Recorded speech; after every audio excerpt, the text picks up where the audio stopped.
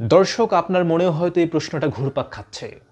মৃত্যুর এতদিন পরেও কেন আয়াতুল্লাহ আলী খামেনিকে দাফন করা হলো না? কী কারণে তার দাফন প্রক্রিয়া আটকে আছে? এর মধ্যে আমরা দেখেছি ছোটোখাটো শোক র্যালি কিংবা তাকে স্মরণ করা হয়েছে নানাভাবে, কিন্তু দাফনের ঘোষণা আসেনি।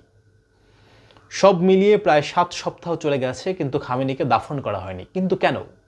ইসলাম তো বলে যে মৃত্যুর পর যত দ্রুত সম্ভব তাকে দাফন করতে হবে, কিন্তু এখানে ব্যতিক্রম কেন ঘটাচ্ছে ইরান?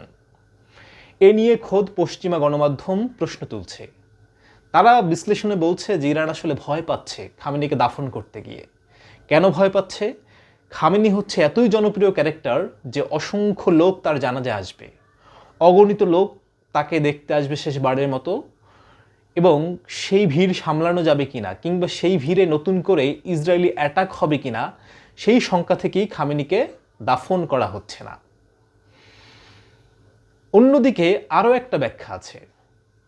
আসলে খামেনি এত জনপ্রিয় ক্যারেক্টার, তাকে ইরান এরকম করে ছোটোখাটোভাবে বিদায় দিতে চায় না। তাকে তারা সাড়ম্বরে বিদায় দিতে চায়। তাদের 36 বছর আগলে রেখেছিলেন খামেনি। খামেনির জনপ্রিয়তা নিয়ে খুব একটা কথা নেই। হ্যাঁ, হয়তো কিছু লোক খামেনির বিপক্ষে ছিলেন, এখনও আছেন, যারা ভেবেছিলেন আমেরিকা অ্যাটাক করলে তারা মুক্তি পাবেন। কিন্তু তারা দেখলেন আমেরিকা তাদের বাঁচাতে আসবে না, উল্টো আমেরিকার স্বার্থসিদ্ধি, বিশেষ করে ইসরায়েলি স্বার্থসিদ্ধি। তারা এতদিন এটাও বুঝে গেছেন যে বাইরের লোক এসে কোনোভাবেই দেশের লোকের চেয়ে ভালো চায় না। তাদের ভুলটা ভেঙে গিয়ে তাদের অনেকেই খামেনির ভক্ত হয়ে উঠছেন। তারা মনে করছেন খামেনি আসলে ঠিকই ছিলেন। তো সে কারণেই খামেনির জানাজা মানে হচ্ছে জনসমুদ্র, যে জনসমুদ্র কল্পনাই করা যায় না। ইরানের খামেনি একরকম অবিসংবাদিত নেতা। আমরা বঙ্গবন্ধুকে অবিসংবাদিত জায়গায় রাখতে পারিনি, তাকে আমরা দলীয়করণ করে একটা অপমানের চূড়ান্ত জায়গায় নিয়ে গিয়েছিলাম। কিন্তু খামেনি কিন্তু তেমন না, তার বিরোধিতা আছে, তবে সেটা খুবই ক্ষীণ। বিশেষ করে একটা বড় প্রজন্মের কাছে তিনি হচ্ছেন আইকন। তিনি এখনকার বাচ্চাদের কাছে দাদুর মতো।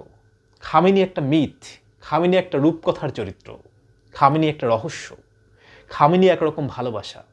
শুধু ইরান নয়, খামেনিকে বিশ্বের কোটি কোটি মুসলিম ভালোবাসে, এবং মুসলিমের বাইরে গিয়েও যারা আমেরিকার আধিপত্যের বিপক্ষে লড়ে তাদের কাছে খামেনি একটা আইকন। 36 বছর তিনি রক্তচক্ষু উপেক্ষা করে ইরানিদের বুক চিতিয়ে বাঁচার মন্ত্র শিখিয়েছেন খামেনি। তাই খামেনিকে কোনোভাবেই অনাড়ম্বর বিদায় দিতে চায় না ইরান। খামেনিকে তার ডিজার্ভ করা ওয়েতেই বিদায় জানাতে চায়। সে কারণেই ইরান হয়তো খামেনির দাফন সম্পন্ন করছে না।